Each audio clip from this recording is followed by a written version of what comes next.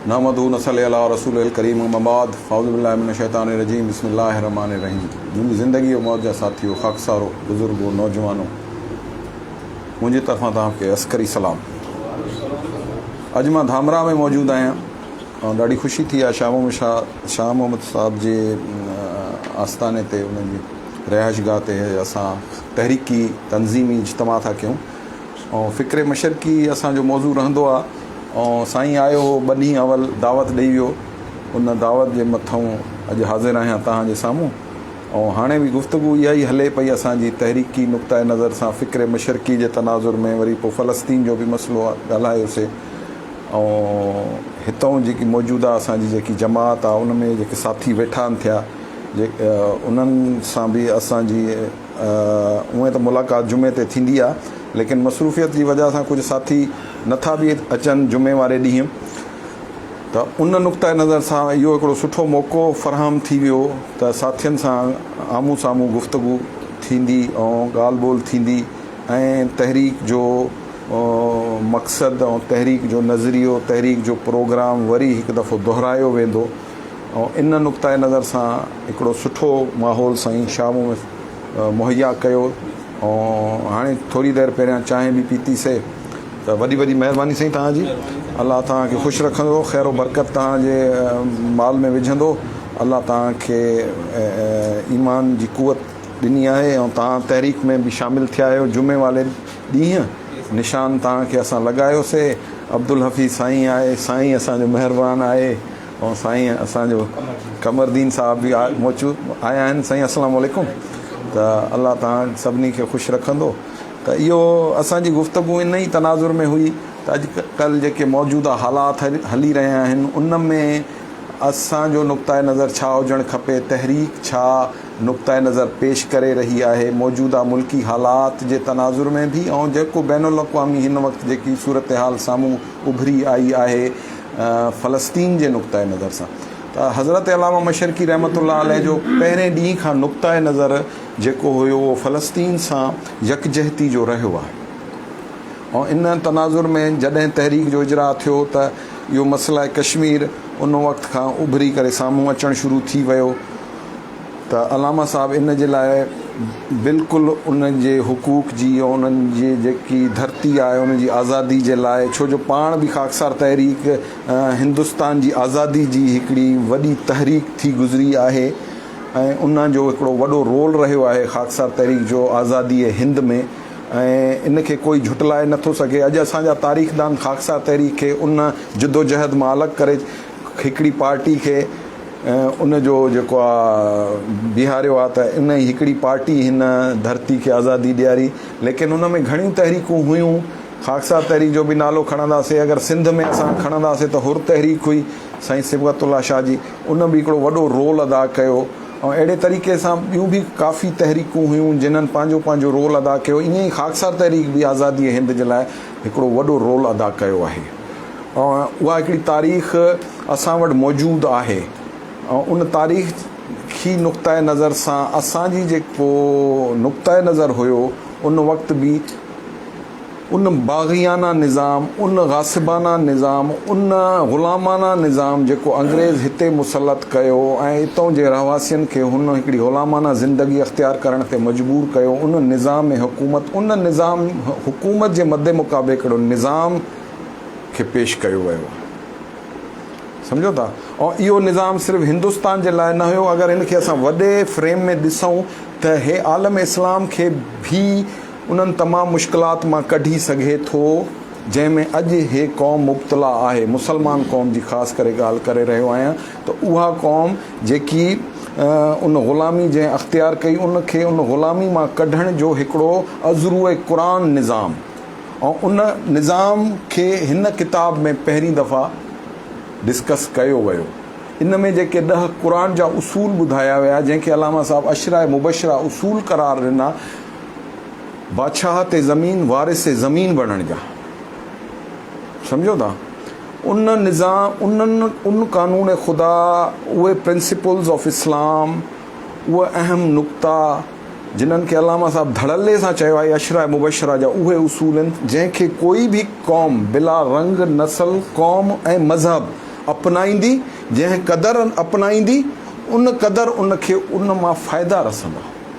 इहो जेको इस्तक़लाफ़िल अर्ज़ जो जेको बि शइ क़ानून आहे, जेको इन तज़किरा में बयानु कयो वियो आहे या जेको क़ुर में मौजूदु आहे, उन में सभु खां पहिरियां क़ौम में वहदत उम्मत जी ज़रूरत आहे, इतिहाद जी ज़रूरत आहे, जेको इन वक़्तु असांजो मेन थीम आहे। छो जो हिन वक़्तु जंहिं तरीक़े सां असां टुकड़े दर टुकड़े आहियूं, विरहायल आहियूं क़ौम क़बीलनि में, ऐं असां मज़हबी जेकी फ़िरक़ावारियत आहे उहा त एॾी जड़ पकिड़े वई आहे, जंहिं असांजो तमामु शीराज़ो बिखरे छॾियो आहे। अॼु असां ॾिसूं था पिया फ़लस्तीन में त उहो छा थो थिए, एॾियूं अक़वाम आलम आहे, 57 मुल्क आहिनि, 1.5 अरब खां मथे जी आबादी मौजूदु आहे, लेकिन 93 लख यहूदी।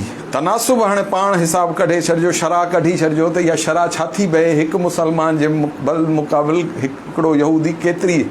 हे त उहा ई हिकिड़ी कैफ़ियत थी वञे, हिकु मुसलमान 10 ते भारी, हे त हाणे हिकु यहूदी अलाए घणनि ते भारी थो थिए, सम्झो न। ऐं इहे जेके बि शयूं आहिनि, जेके बि क़ानून ख़ुदा जी किताब में लिखियो वयूं, त मोमिन जी जेकी क्राइटेरिया लिखी वई, फातिह क़ौम जी, ग़लबो हासिल करण वारी क़ौम जी, बादशाह ते ज़मीन खे हासिल करण वारा जेके क़ानून लिखिया विया, इहे इनफ़रादी उन शयुनि खां अलॻि थो ॻाल्हायां। छो जो मां हाणे बि जुमे ते ॻाल्हायो त असां इज्तमाइयत खे बि साम्हूं रखियो आहे, त इज्तमाही फ़राइज़ असांजा बतौर क़ौम छा आहिनि, त असां उहे कंट्रीब्यूट कयूं था। उहे सवालात जेके असांखे बतौर क़ौम पुछा वेंदो आहे, छा उन्हनि जा जवाब असांजे उन्हनि सवालनामनि में मौजूदु आहिनि, जेके सवालनामो अलाह साईं जे तरफ़ां असांखे रखियो वेंदो त तव्हांखे हलो इनफ़रादी तौर ते त मां आजो कयां थो, तव्हां निमाज़ बि पढ़ी, हज कयो, ज़कात ॾिनी, 5 अरकान, हर शइ 5 अरकान पूरा कया।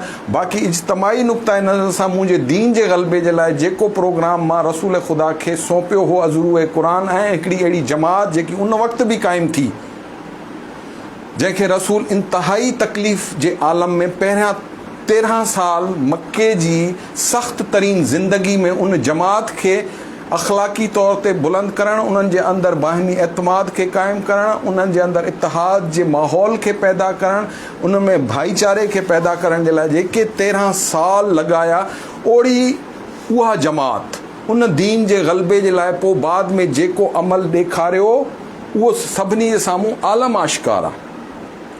त नबी पाण बि सल्लल्लाहु अलैहि वसल्लम ऐं उन जी उहा जमात ऐं उन जमात में उहे जुड़ियल माण्हू, उन्हनि दीन इस्लाम खे कंहिं क़दुरु ग़लबो ॾियारियो।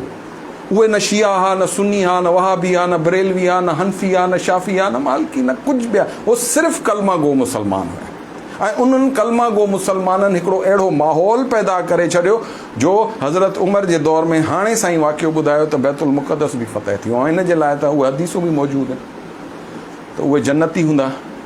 हाणे इहे सभु शयूं अॼु बि लागू आहिनि।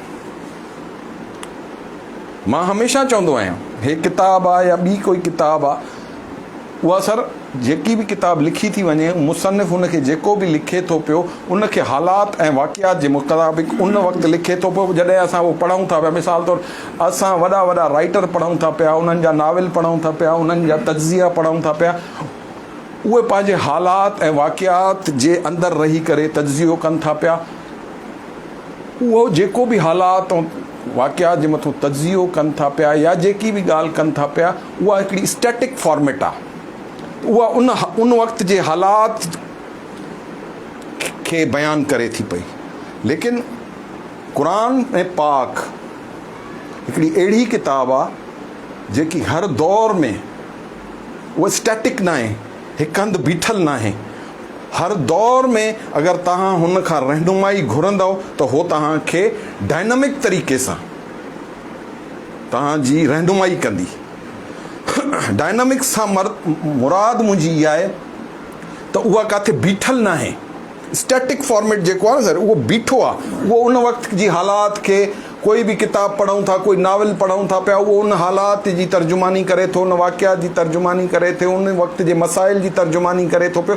लेकिन क़ुरान पाक अहिड़ी किताब आहे जेकी हर दौर में तव्हांखे उन वक़्त जे हालात, वाक़ियात, माहौल ऐं जेको तव्हां उन खां रहनुमाई वठणु चाहींदो, तव्हांजे अज़हान में उहे सभु शयूं ईंदियूं वेंदियूं उनखे जीअं जीअं उन तनाज़ुर में पढ़ंदा वेंदव.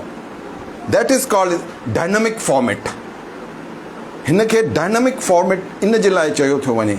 ऐं अलामा मशरिकी रहमतुल्लाह अलैह बि हे जेकी तज़किरा लिखी, छो जो हे क़ुरान जो निचोड़ हुयो, क़ुरान जो एक्सट्रैक्ट हुयो, ऐं हिन में हिन जी जेकी थीम हुई इहा उहा ई थीम हुई कि हिन अल्लाह जे अहकामात मुताबिक़ दीन कीअं ग़ालिब कजे, दीन जो ग़लबो कीअं कयो, अल्लाह जी बादशाहत कीअं क़ाइम कजे, अल्लाह जी उहो क़ानून जेको हिन किताब क़ुरान में लिखियो वियो उन जी हाकमियत खे कीअं क़ाइमु कयो वञे.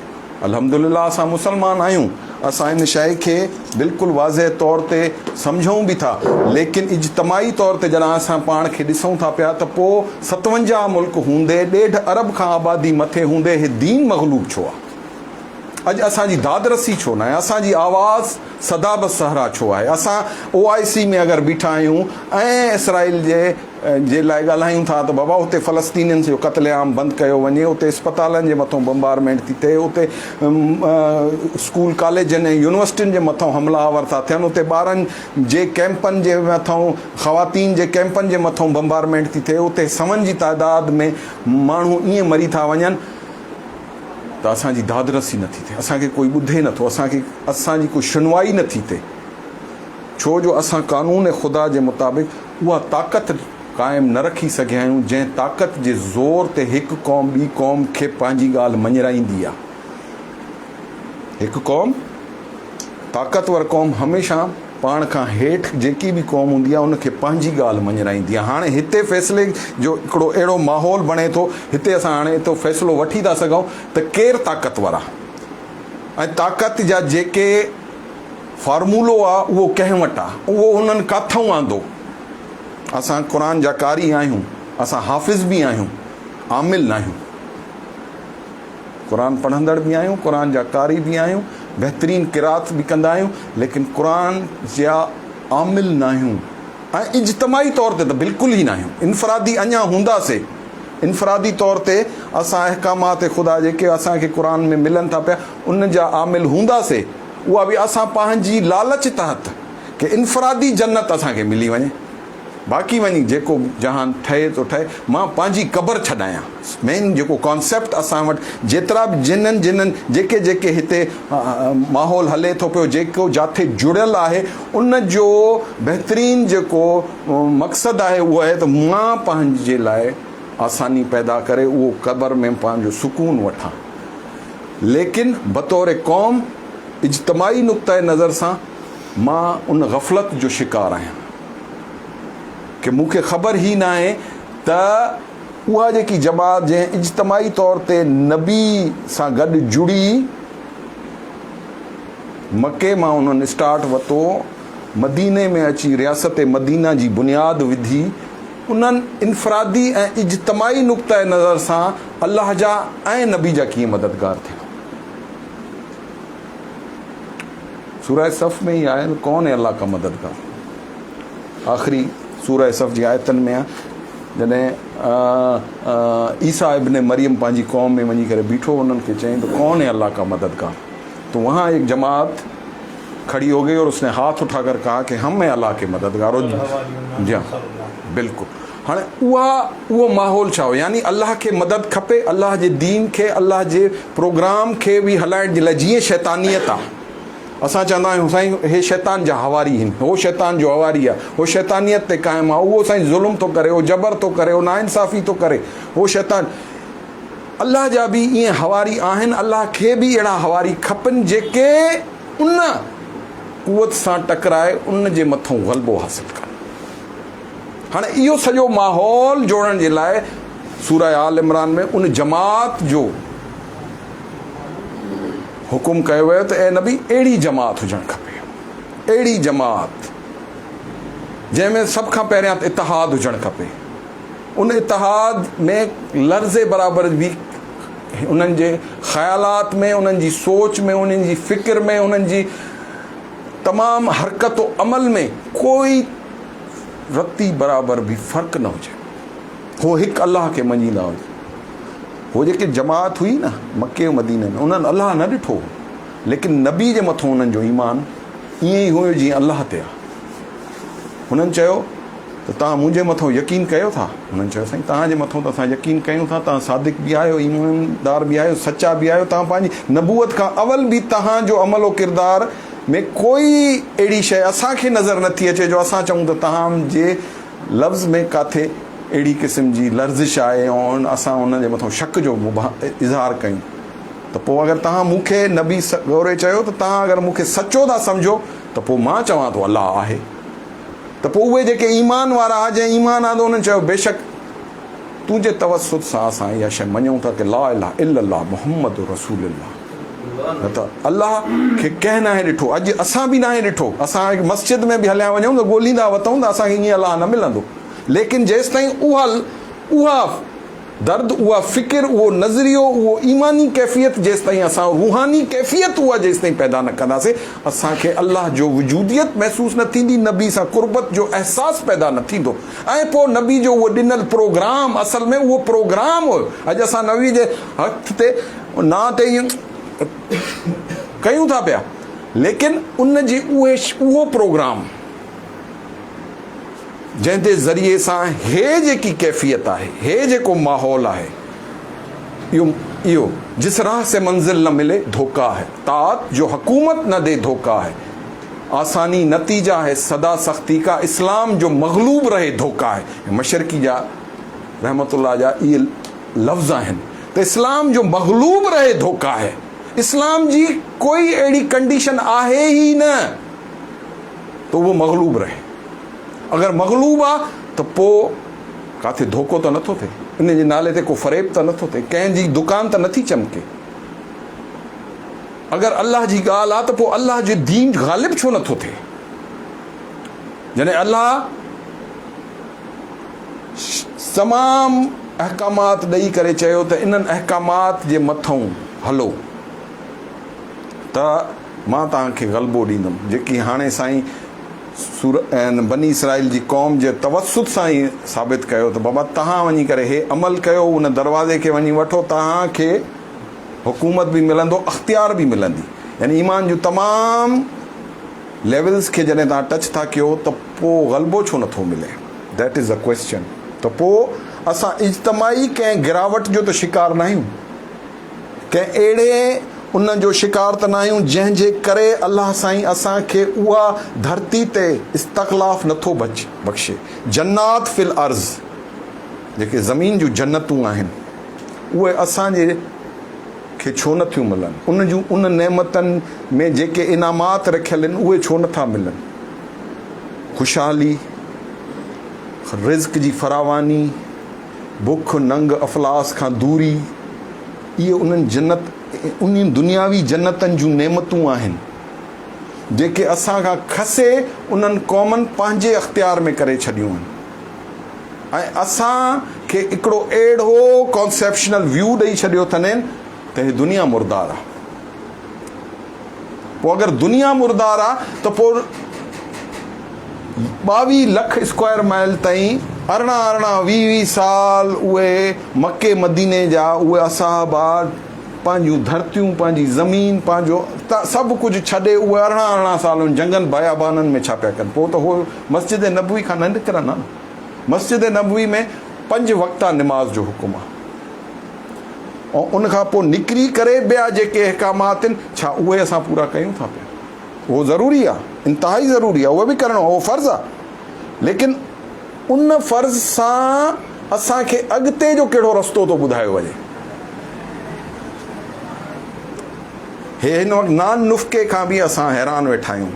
हिकिड़ा अहिड़ा घर बि आहिनि हिन हिन हिन शहर में बि हूंदा जिथे रोज़ाना चुल्हो नथो ॿरे।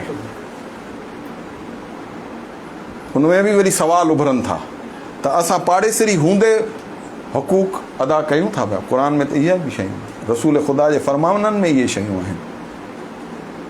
पोइ अगरि उते चुल्हो नथो ॿरे त पोइ इज्तमाही तौर ते असां कीअं यानी इज्तमाही तौर ते बतौर क़ौम असां में हिक ॿिए जे लाइ दर्द बि ख़तमु थी चुको आहे, एहसास ख़तमु थी चुको आहे, एहसास ज़िमेदारी बि ख़तमु थी चुको आहे। असां हिक ॿिए जा कातिल थी, असांखे अची करे रूस छा मारींदो, अमेरिका छा मारींदो, असां पहिरियां पंहिंजा कातिल त पाण आहियूं।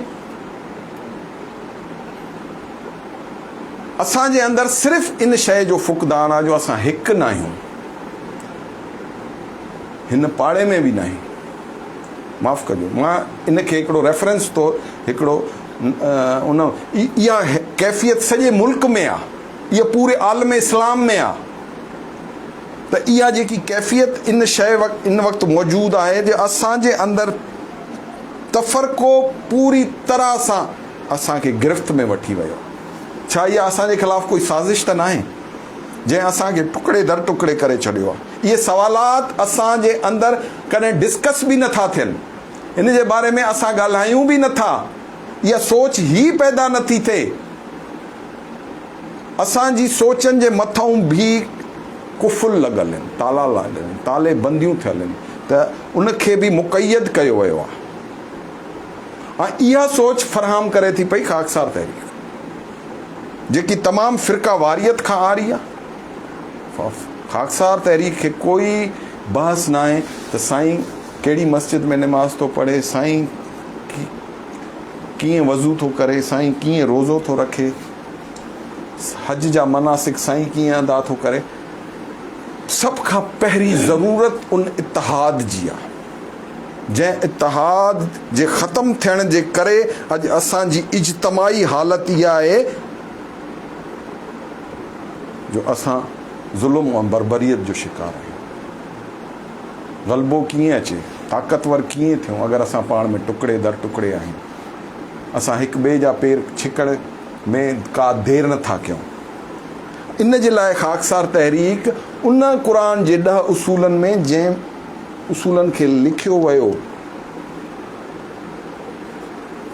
ताक़तवर थियण जे लाइ, क़ौम खे इज्तमाही ग़लबो ॾियण जे लाइ, इस्तक़लाफ़ अर्ज़ दुनिया में बादशाहत हासिल करण जे लाइ, वारिस ज़मीन बणण जे लाइ, अल्लाह जी हाकिमियत खे, दीन जे ग़लबे खे, रसूलुल्लाह जे सल्लल्लाहु अलैहि वसल्लम जे उन प्रोग्राम खे जंहिंखे हुननि पंहिंजे हथ सां जारी कयो,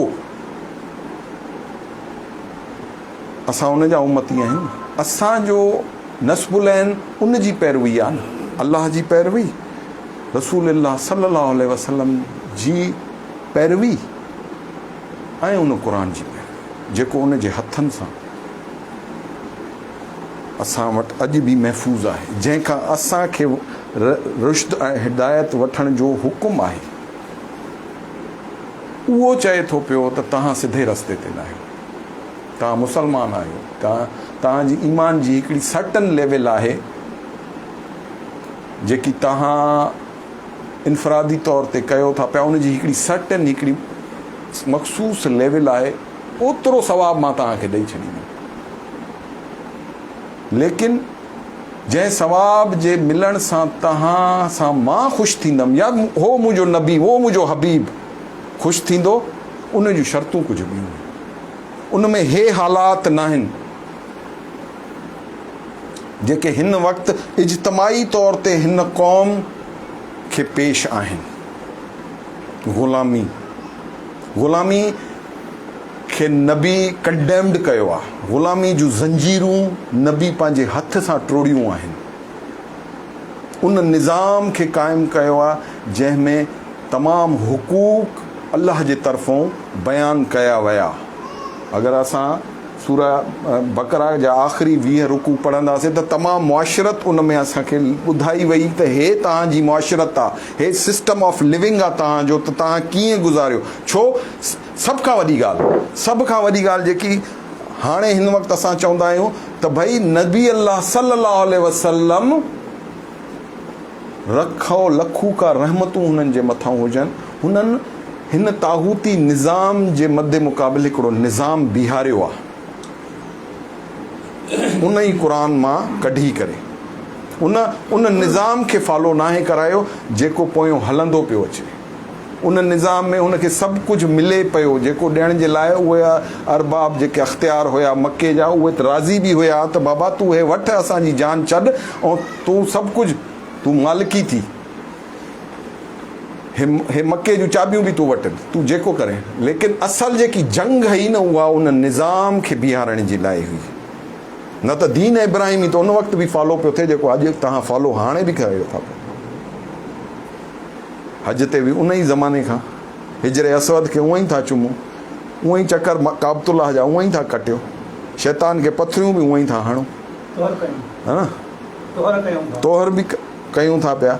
मिसाल तौरु सॼियूं शयूं क़ुर में पहिरियों क़ौमूं बि रोज़ा रखंदियूं, तव्हां बि रखो।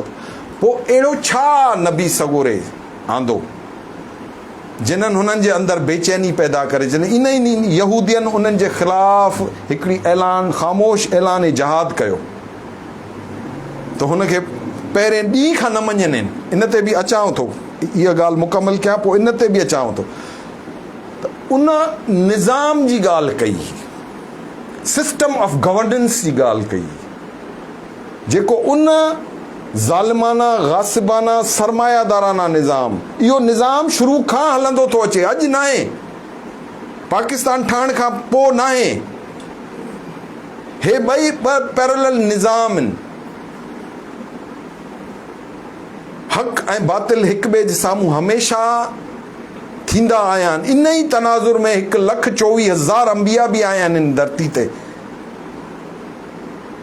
हाणे उन सॼे तनाज़ुर में अगरि असां ॾिसूं पिया त नबी सगोरे सल्लल्लाहु अलैहि वसल्लम उन निज़ाम जी ॻाल्हि कई आहे, त मां हिकिड़ो अहिड़ो निज़ाम अल्लाह जे हुकुम सां थो खणी अचां, जेको सचाई ते हूंदो, ईमानदारी ते हूंदो, नेक नियती ते हूंदो, उनमें ज़ुल्म न हूंदो, उनमें गासिबाना या विड़छूं न हूंदियूं, हुनमें अदल हूंदो, उनमें इंसाफ़ हूंदो, उनमें नेकी जी प्रचार हूंदी। हाणे उहो निज़ाम अची करे हुन सख़्त तकलीफ़नि खां पोइ 13 साल जी सख़्त तकलीफ़नि खां पोइ मके में आहिस्ता आहिस्ता उन जी शुरूआत कई, ऐं उन निज़ाम खे बीहारींदे उन जो असां पीक ॾिठोसीं हज़रत उमर जे दौर में, जॾहिं 22 लख मुरबा मील फ़तह थी वियो ऐं उन निज़ाम जे मौजूदगी में कोई कुतो बि बुख न मरंदो हो,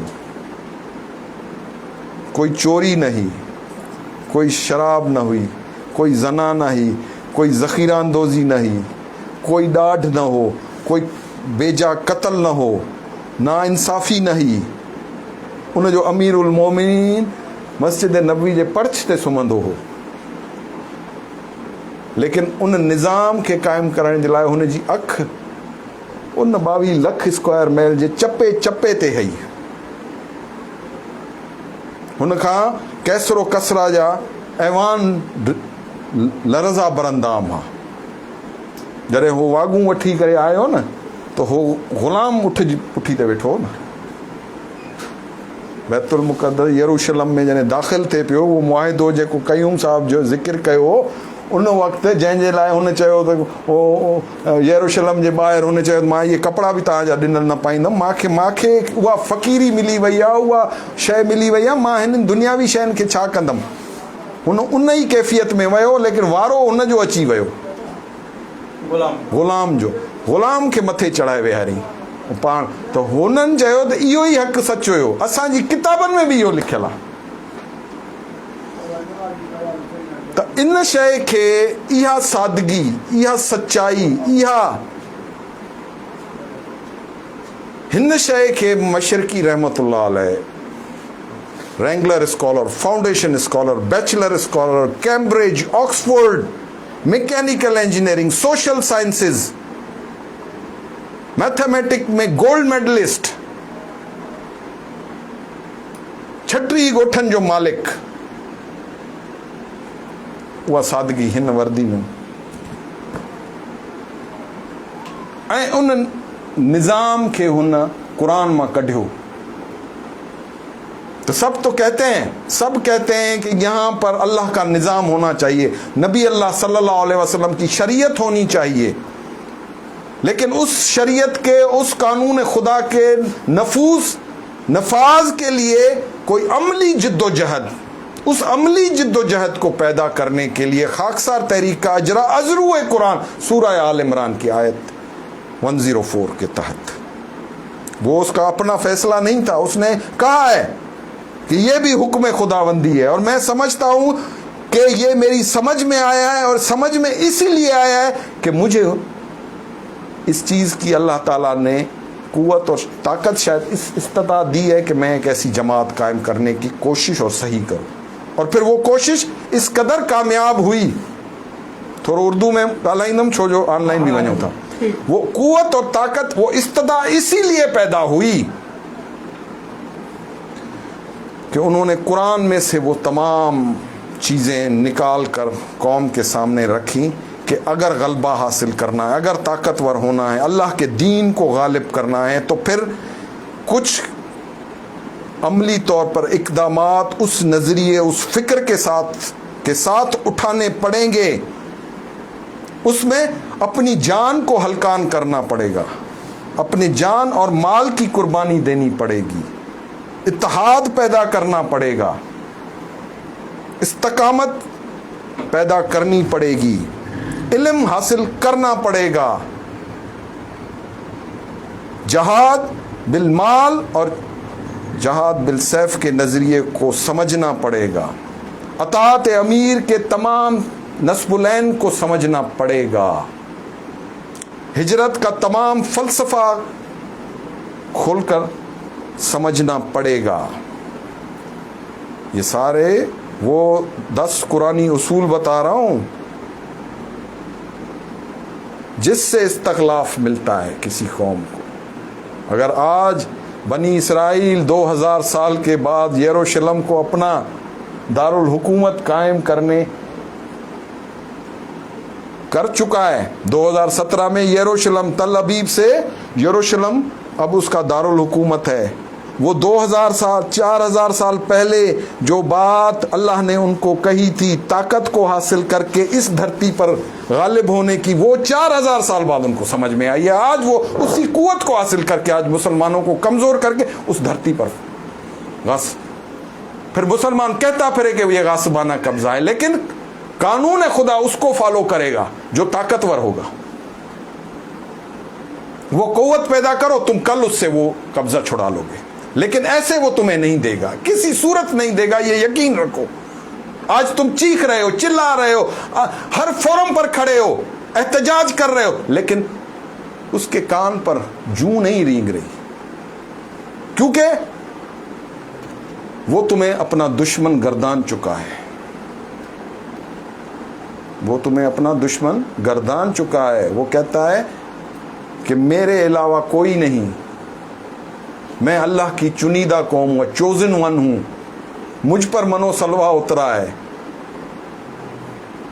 قانون خدا اپنی کتابوں کے مسخ ہو جانے کے بعد ان کو بھی پتہ ہے, لیکن یہ جو قرآن ہے یہ اللہ کی وہ کتاب ہے جس کا ایک حرف نہیں مل رہا. اس میں جو قانون لکھ دیا گیا ہے وہ برحق ہے, وہ جانتا ہے, کیونکہ اس کے پاس 1,24,000 انبیاء آ چکے ہیں. اس کو روش پتہ ہے, ماحول پتہ ہے, اللہ کی گفتگو پتہ ہے. ہمارے پاس تو ایک آیا نا, ان کے پاس تو ایک نسل میں 99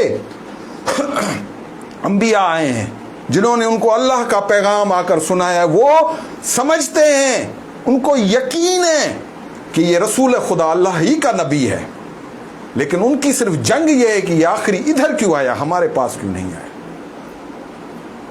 اسی لیے انہوں نے ماننے سے انکار کر دیا. وہ کتاب اللہ کے منکر نہیں ہے, کتاب اللہ میں لکھے ہوئے تمام قوانین خدا کو وہ سمجھتے,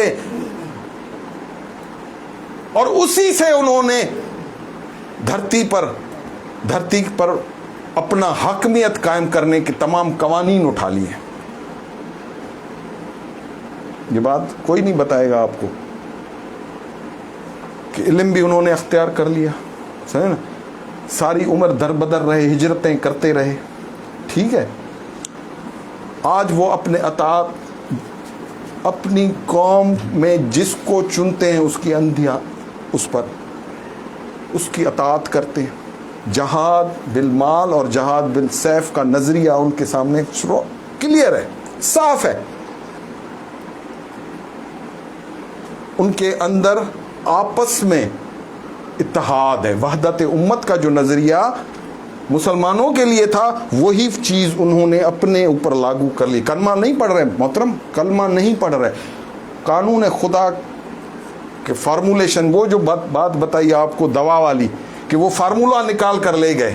اب اس فارمولے کو کوئی بھی اپنائے, کوئی بھی کھائے, فائدہ ہوگا. اس کو ہندو بنائے, سکھ بنائے, عیسائی بنائے, یہودی بنائے, وہ فارمولہ انہوں نے نکال کر اس کا فائدہ لینا شروع کر دیا. وہ نہیں مان رہے, وہ اس اسٹیمپ کو نہیں مان رہے کہ ہم مسلمان کا اسٹیمپ اپنے اوپر لگائیں, لیکن ان کو یہ چیز پتا ہے کہ یہ حق اور سچ لکھا ہوا ہے, یہ قانون خدا ہے.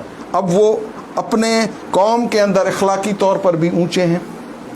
جہاد بالسیف اور جہاد بالمال کا نظریہ ان کے سامنے کلیئر ہے. ہجرت کی تمام تکلیفیں وہ کاٹ چکے ہیں, پچھلے 4000 سال سے کاٹ رہے ہیں. مکارم اخلاق ان کے اندر اپنی قوم کے لیے بے انتہا موجود ہے. وہاں ان کا اگر کوئی ایک آدمی کہیں پر بھی پھنسا ہے تو وہ اس کے لیے وہاں پہنچ جاتے ہیں, اس کو وہاں سے نکالنے کی حد الوسیع کوشش کرتے ہیں. اس کے سوا ان کے اندر وحدت امت کی بات ہو چکی. اس کے بعد ان کے اندر استقامت ہے. 1948 میں آئے, استقامت کے ساتھ اپنا پروگرام لے کر بیٹھ گئے کہ ہمیں یروشلم کو اپنا بنانا ہے. پھر ہر بار انہوں نے کوئی بھی استعمال کیا, کرتے کرتے آج 2023 میں وہ اپنے اس پروگرام کی طرف ہیں. یاد رکھیے گا میری بات, یہ یہاں پر صرف اس وقت فلسطین کا یا غزہ پر جنگ کا نہیں ہے, اس کے پیچھے عظیم اسرائیل کا پورا تصور موجود ہے. گریٹر اسرائیل کا تصور. محترم, میں آپ سے بھی مخاطب ہوں کہ وہ گریٹر اسرائیل کا جو تصور ہے وہ انہوں نے اس طرح سے بیان کیا ہے جس کے تحت انہوں نے ان ساری چیزوں کو سامنے رکھ کر اپنا پروگرام چاک آؤٹ کر دیا ہے. اب میں ایک سوال آپ سے پوچھتا ہوں, آپ اس کا کیا آج جس غزہ پر جانے کے لیے وہ بے چین ہے, اس پر قبضہ کرنے کے لیے وہ کہہ رہے ہیں فلسطینیوں کو کہ نکل جاؤ, جس پر وہ اتنی بمبارڈمنٹ کر رہے ہیں, اور جس جماعت کو انہوں نے دہشت گرد قرار دیا ہے اس کو پیچھا کرتے ہوئے وہ غزہ میں داخل ہونا چاہتے ہیں, اس کو اگر ختم بھی کر دیں, اس کی بیخکنی بھی کر دیں, تو میرا پھر آپ سے سوال ہے کہ کیا پھر وہ غزہ چھوڑ کر چلے جائیں گے؟ پھر وہ ان کو دے جائیں گے کہ ہاں بس اب یہ صفائی ہو چکی, یہاں گرینڈ آپریشن ہو چکا, سب ختم ہو گئی, تمام دہشت گردی مر گئی, تمام جو تھے ہمارے دشمن مر گئے, اب یہ تم پکڑو پھر یہاں امن اور سکون سے رہنا شروع کر دو. تو پھر اس کے پیچھے کون سے عوامل ہیں, کون سا ایسا نصب العین ہے, ایسا کیا ان کے ذہنوں میں ہے؟ وہ یہی ہے کہ ہم اس دھرتی پر اپنا استخلاف قائم کریں. معاشی طور پر تو وہ طاقتور ہیں, انہوں نے ثابت کر دیا. معاشی طور پر دنیا میں ان کا سکہ چلتا ہے, ان کا ڈالر چلتا ہے. آج اگر امریکہ میں ڈالر چھاپنے کی جگہ کو دیکھیں گے تو وہ امریکہ نہیں چھاپ رہا, وہ 8 بینکوں کا کنسورشیم ہے جو ڈالر چھاپ رہا ہے, اور اس میں سب سے بڑی تعداد ان کے اپنے بینکوں کی ہے, جیسے سٹی بینک ہو گیا, اسٹینلے مورگنز ہو گیا, اس طرح سے بینک آف انگلینڈ ہو گیا, اس طرح جتنے بڑے بڑے دنیا کے بینک ہیں جن کے مالک یہ ہیں. آج امریکہ کیوں گھٹنے ٹیکے بیٹھا ہے, کیوں بائیڈن آ کر اس کے ساتھ اظہار یکجہتی کر رہا ہے, اپنے لاکھوں افواج کو لے کر میڈیٹرین میں موجود ہے, 2 بڑے بحری بیڑے وہاں پر موجود ہیں. کس لیے؟ کہ سب سے پہلے انہوں نے اپنی تعداد میں کم ہوتے ہوئے بھی اس قانون خدا کو کی پیروی کرتے ہوئے اپنے آپ کے اندر اتحاد پیدا کر کے ان سارے ٹارگٹس کو اچیو کیا جس سے کسی بھی کمزور قوم پر حاکمیت قائم کر سکے. اور اس وقت جو قانون چل رہا ہے کہ جو قوم معاشی طور پر کمزور ہے وہ غلام ہے.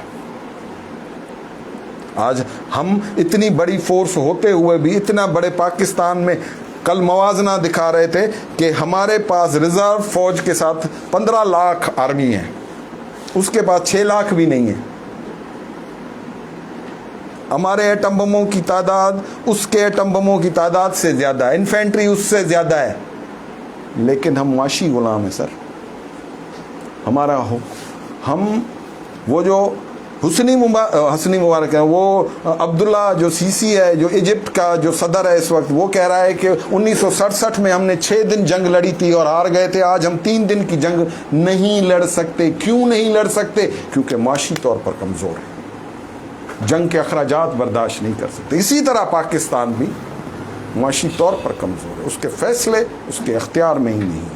ہم IMF اور ورلڈ بینک کے سامنے یوں ہاتھ کریں تو پھر ہم کس طرح سے اعلان جہاد کر سکتے ہیں, کس طرح سے جنگ لڑ سکتے ہیں, کس فورم پر جا کر ان سے نبرد آزما ہو سکتے ہیں؟ ہماری آواز کنویں میں مینڈک کی طرح ہے, ٹراں ٹراں ٹراں ٹراں ٹراں. ہم بھی اسی طرح ہیں, ہم بھی ٹراں ٹراں ٹراں ٹراں, اسرائیل مرد آباد, فلاں مرد آباد, فلسطینی زندہ آباد, ہم اس کے ساتھ ہیں, لیکن عملی طور پر ہمارا کوئی بھی ان کے ساتھ نہیں ہے. کیوں کہ ہمارے اندر مجموعی قوت کو پیدا کرنے کے وہ جو سامان تھے, جو آج دنیا جس کا تقاضا کر رہی ہے, وہ ہمارے ہاتھ میں نہیں ہے. یعنی معیشت اور عسکریت دو دنیا کی مانی ہوئی حقیقتیں. یہاں جمہوریت نہیں چل رہی سر, جمہوریت سے کوئی قوم کسی قوم پر غلبہ حاصل نہیں کر رہی. جائیں دنیا میں جتنا بھی یہ ہو رہا ہے ماحول, اس میں 2 چیزیں چل رہی ہیں, ایک معاشی طاقت, دوسرا عسکری قوت. آج روس کو یوکرین میں شکست کیوں نہیں ہو رہی؟ سوال ہے. چھوڑیں ابھی فلسطین کو چھوڑ دیں, یوکرین میں روس کو شکست کیوں نہیں ہو رہی؟ کیونکہ اس جنگ کے لیے پیوٹن نے پچھلے 15 سے 20 سال اس جنگ کے لیے اپنے آپ کو معاشی اور عسکری طور پر طاقتور کیا. اور اس نے کہا کہ یہ میری دھرتی تھی جو 91 میں مجھ سے سازش کے طور پر مجھ سے واپس لے لی گئی, آج میں اس کو واپس لوں گا اور ہر صورت لوں گا. یہ میری شہرگ ہے. سب سے بڑا گندم پروڈیوس کرنے والا یوکرین ہے, بلیک سی پر بیٹھا ہوا ہے, وہ گزرگاہ ہے پورے یورپ کی, کیونکہ رشیا پورا لینڈ لاک ہے, پورا لینڈ لاک ہے. اس کے پاس اپنی تجارت چلانے کے لیے سمندر نہیں ہے جہاں سے دنیا کی تجارت چلتی ہے. اب اس کو گزرگاہ چاہیے, راستہ چاہیے. اسی لیے وہ پہلے, اگر ہم پیچھے چلے جائیں تو وہ افغانستان میں بھی اسی لیے آ رہا تھا کہ افغانستان کے راستے بلوچستان میں, وہاں جا کر گوادر میں اپنا ٹھکانہ جماؤں.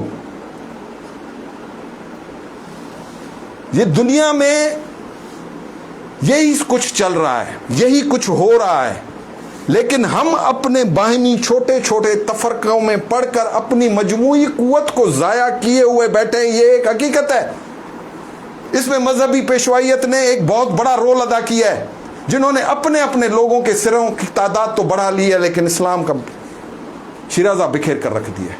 ان کی اجتماعی اس سوچ کو, اس فکر کو, اس تمام چیزوں کا ملیا میٹ ہو چکا ہے. معاشی طور پر ہم غلامی میں, ہم سب سے بڑی اجتماعی قوت ہے. تیل ہم میں نکل رہا ہے, یورینیم ہمارے ملکوں سے نکل رہی ہے, اور دنیا کی بڑی بڑی معدنیات ہمارے ملکوں سے نکل, یعنی اسلامی ملکوں کی بات کر رہا ہوں.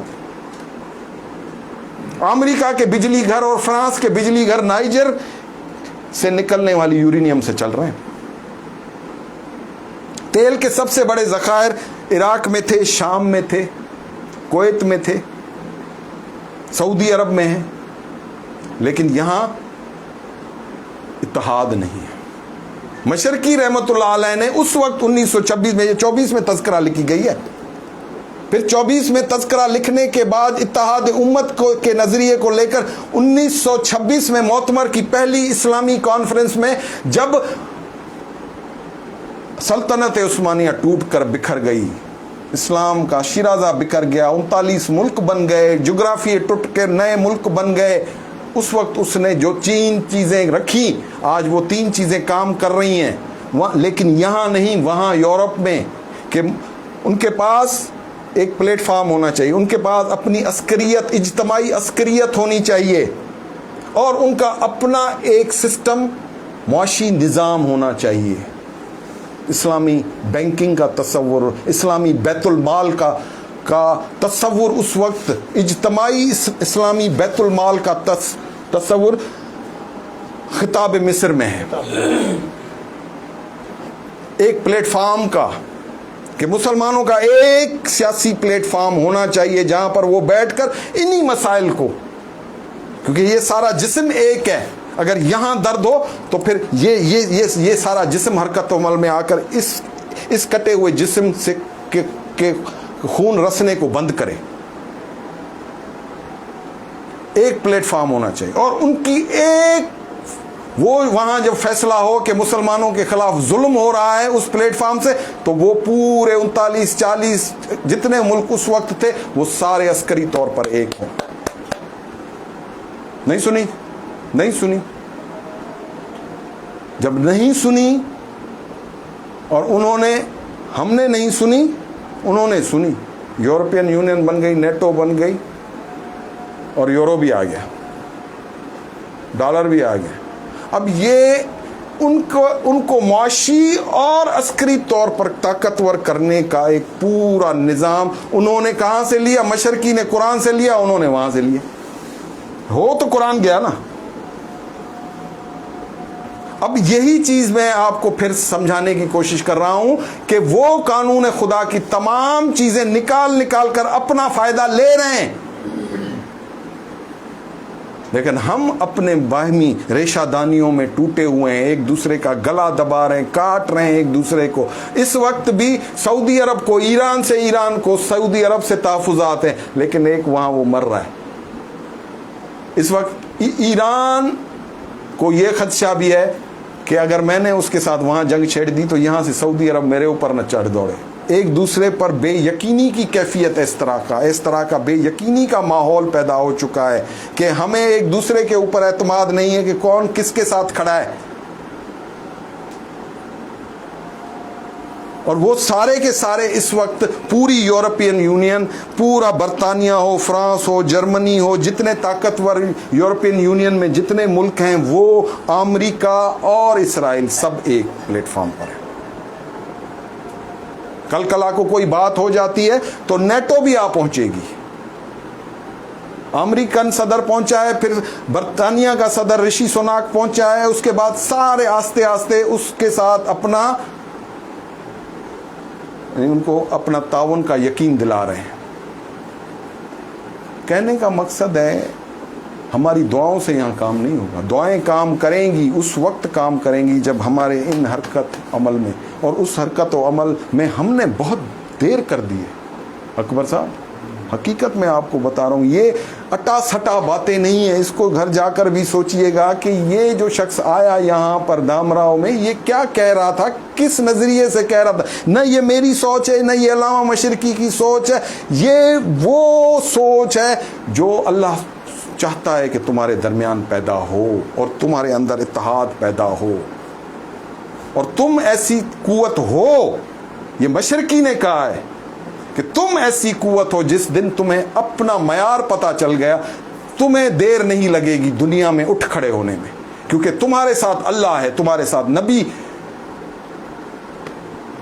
کی تمام خوشنودی ہے۔ صرف ان کو صحیح معنوں میں اس خوشنودی کو حاصل کرنے کا طریقہ تم بھول گئے ہو۔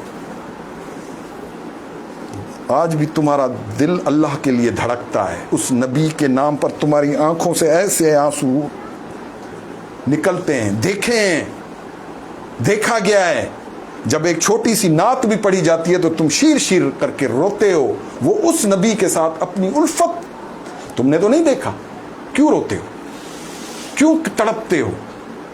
کبھی دیکھا، کبھی سنا، کبھی تمہاری قوم سے کسی ذات برادری سے اس کا تعلق، تمہارا تعلق اس اللہ کی اس ذریعے سے تمہارا اس نبی پر، اور نبی کا اس، اور وہ ایک ایسا جذباتی لگاؤ ہے کہ وہ وہاں ہے لیکن تڑپ یہاں ہے۔ اب اس تڑپ کو صحیح معنوں میں آن ٹریک کرنے کے لیے کسی نظام کی ضرورت ہے. وہ نظام کوئی انسانی اگر ہاتھوں کا بنا ہوا ہے تو پھر فیل ہو جائے گا, یقین رکھنا. اس نظام کو اسی نظام کے تحت ہی اس دنیا میں لاگو کر کے وہ ماحول پیدا کیا جا سکتا ہے جو میری نبی, اس کے صحابہ اور اس جماعت نے پیدا کیا. اور یہ اس کی چھوٹی سی جھلک تھی جو مشرقی نے اس 17 سالہ جد و جہد میں دکھائی کہ نہ مجھے ہے فکر شہرت نہ غم وسیلہ جوئی, میں سچائیاں سجا کر سر راہ تک رہا ہوں. وہ سچائیاں تھی جو وہ سر راہ رکھ گیا. وہ کہتا ہے, وہ کہتا چلا گیا کہ اگر مشرقی محسوس کرو کہ یہ جھوٹا ہے, اس کی کہی ہوئی بات جھوٹی ہے, تو اس کی قبر پر آ کر لات مار کر کہنا کہ مشرقی تو جھوٹا تھا, تو نے قوم کے ساتھ فریب کیا, میں نے قوم کے ساتھ فریب نہیں کیا. اور وہی رہبر تھا, وہی رہنما تھا, وہ سیاستدان نہیں تھا کہ وہ تمہاری جانوں کے سودے کہیں لگاتا, قوم کی قسمتوں کا سودا کہیں اور لگاتا, اپنا مفاد حاصل کرتا. اس نے اس قوم کے لیے اپنی جاگیریں تک چھوڑ دی. لگژریس لائف جو اس وقت زندگی وہ گزار سکتا تھا گاڑیوں پر, جب ہندوستانیوں کو تصور نہیں تھا اس موٹر کار کا, وہ اس شخص, اس نے اس کو عبرت کا نشان بنا کر اس اچھرے کی دیواروں میں کے درمیان کھڑا کر دیا. اور پھر یہ وادی پہن کر لا الہ الا اللہ محمد رسول اللہ کا نام لے کر وہ نکل کھڑا ہوا. اور 9 سال کے قلیل عرصے میں 2 کروڑ لوگ اپنے پیچھے لگا لیے, لیکن وہ پیدا نہیں کیے جو اس کا ہاتھ چومتے تھے. وہ ایمان والے اللہ کے سپاہی پیدا کیے جنہوں نے 40 میں انگریز کے سامنے اپنے سینے کھول کر رکھ دیے کہ آزادی کی قیمت اگر چاہتے ہو تو پھر ہمارے سینے ہیں, چلاؤ گولی کتنی چلا سکتے ہو, تمہارے ہاتھ تھک جائیں گے لیکن ہمارے سینے آگے آتے ہوئے نہیں رکیں گے. آج اس آزادی کی قیمت ہے یہ جو چھوٹا سا پاکستان ہے, وہ 100 آدمیوں کی جو 19 مارچ 1940 کو جنہوں نے سینے پر گولی کھائی, 23 کو وہ تمہاری قرارداد جس کے مرہون منت یہ 47 میں تمہیں آزادی. اور وہ کہتا ہے کہ 100 کے بجائے 1000, وہ کہتا ہے 1000 کے بجائے 1 لاکھ, 1 لاکھ کے بجائے چند لاکھ لوگ اگر یہ سینے پر گولیاں کھاتے, یہ پورا ماحول تمہارے حق میں ہوتا, اللہ کا دین غالب ہوتا, اللہ کی شریعت قائم, نبی کی شریعت قائم ہو جاتی. پھر دیکھتا کہ اسرائیل کہاں سے تمہارے اوپر دم مارتا. جب یہاں کا 23 کروڑ, ہندوستان کا 23 کروڑ, بنگلہ دیش کا 23 کروڑ, 60 کروڑ کی تعداد میں یک آواز میں کھڑا ہوتا کہ خبردار, تو پھر دیکھتا کہ وہ وہاں سے کوئی ایک گولی چلتی. اب تم بکھر چکے ہو, ڈیوائیڈ اینڈ رول کے تحت تم بکھیرے گئے ہو, تمہارا شیرازہ توڑا گیا ہے, تمہیں سندھی, پنجابی, پختون, ہر قسم کی تفرقے میں, ہر قسم کی لسانیت میں توڑا گیا, تمہیں مذہب کے نام پر توڑا گیا, تمہیں کہاں کہاں نہیں توڑا گیا, تمہیں سیاست میں بھی توڑا گیا. آج بھی تم ایک گلی میں 2 بھائی, ایک پارٹی دوسری میں, تیسری میں, اور وہ لڑ رہے ہیں, مر رہے ہیں.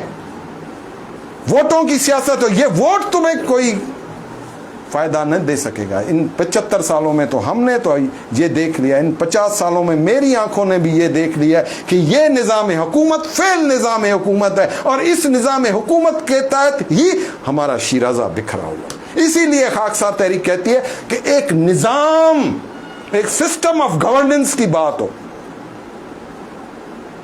آج پھر الیکشن آ رہا ہے, الیکشن کے بعد پھر وہی ماحول ہو جائے گا. ابھی ڈالر کو کنٹرول کر لیا گیا, کرپشن کو کنٹرول کر لیا گیا, 343 سے لے کر 270 روپے تک ڈالر کو لے آیا گیا. لیکن جب یہ سب پھر اسی جمہوریت کے حوالے کیا جائے گا تو پھر کرپشن پھر ویسے کی ویسی اپنا لیٹ نکالے گی. شام مزار وہ لیٹ نکالے گی, سمجھ. تو یہ گالیوں ہیں. 2 منٹ وٹھا پو نماز جی. مجھے अचण जो मक़सदु इहो त तव्हां सां थोरो वेही करे इन माहौल ते गुफ़्तगू कजे. इंशा अल्लाह ताला अल्लाह आसानी कंदो. निमाज़ जो बि टाइम थी रहियो आहे, निमाज़ बि हली पढ़ूं था पिया. पोइ इंशा अल्लाह वरी कोई मौक़ो थियो त वरी असांजी गुफ़्तगू थींदी. अगरि ईअं ॻाल्हाईंदा रहंदासीं त सिज बि लही वेंदो, इशा बि गुज़री वेंदी, राति सॼी लॻी वेंदी. त तव्हां वॾी वॾी महिरबानी आख़िर दावाना अलहम्दुलिल्लाह वॾी